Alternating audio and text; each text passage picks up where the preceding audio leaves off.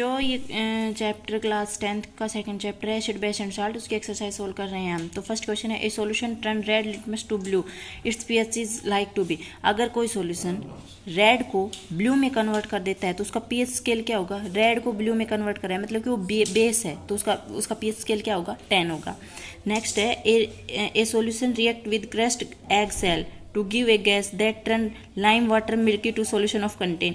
जब एक गैस होती है, जब ये क्रस्ट एग को सेल को हम किसके साथ, एक गैस के साथ रिएक्शन करवाएंगे और उसमें क्या होगा? लाइम वाटर, जो वाटर है वो मिल्की सा हो जाएगा, तो वो गैस कौन सी होगी? HCl होगी।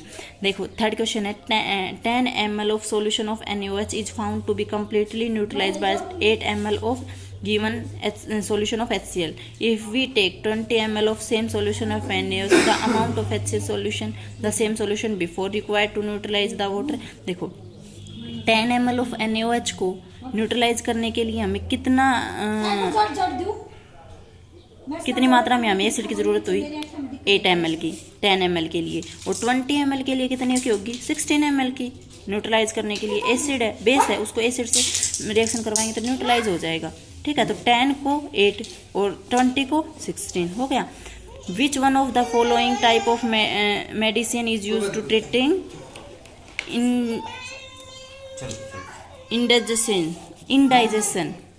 Indigestion.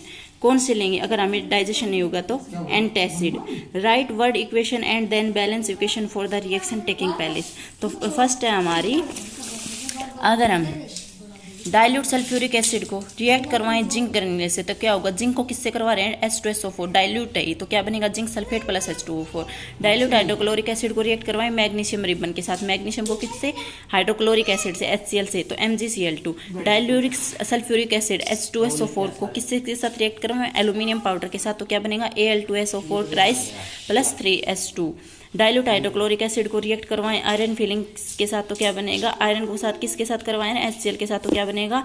FeCl2 plus hydrogen. Next हमारा कंपाउंड सच एज, देखो एल्कोहल हो गया और ग्लूकोज हो गया, इसके अंदर क्या मिलेगा? हमें हाइड्रोजन मिलेगा। एल्कोहल के कंपाउंड में भी हाइड्रोजन होता है और ग्लूकोज में भी होता है, but they are can not categorize the acid. लेकिन एसिड की कैटेगराइज में क्यों नहीं आते? Describe an activity to prove it.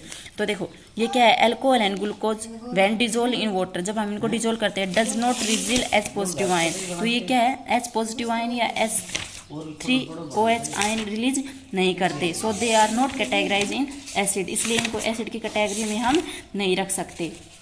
और इसके लिए आप ये एक डायग्राम बना लेना। ठीक है, नेक्स्ट 7th क्वेश्चन है आपका, what is neutralization reaction, give two example. Neutralization reaction क्या होती है? जब किसी बेस को साल्ट के साथ रिएक्शन करवाते हैं तो हमें एसिड और बेस को मिला दिया तो हमें क्या मिलता है? न्यूट्रल कंपाउंड मिलता है, मतलब कि साल्ट मिलता है। The reaction between an acid and base to give salt and water is known as neutralization reaction. अगर हमने किसी एसिड और बेस को रिएक्शन करवाई और उस रिएक्शन में हमें साल्ट और वाटर मिलता है तो वो रिएक्शन कौन सी होती है? न्यूट्रलाइजेशन रिएक्शन होती है। जैसे कि सोडियम हाइड्रोक्साइड को अगर HCl के साथ हाइड्रोक्लोरिक एसिड के साथ रिएक्शन करवा दे तो NaCl सोडियम क्लोराइड और वाटर मिलता है। इसी तरह के पोटेशियम हाइड्रोक्साइड को H2SO4 के साथ रिएक्शन करवा दे तो पोटेशियम सल्फेट प्लस H2SO4 मिलता है। ठीक है बेटा, तो आपके 7th क्वेश्चन कंप्लीट हुए। Thank you.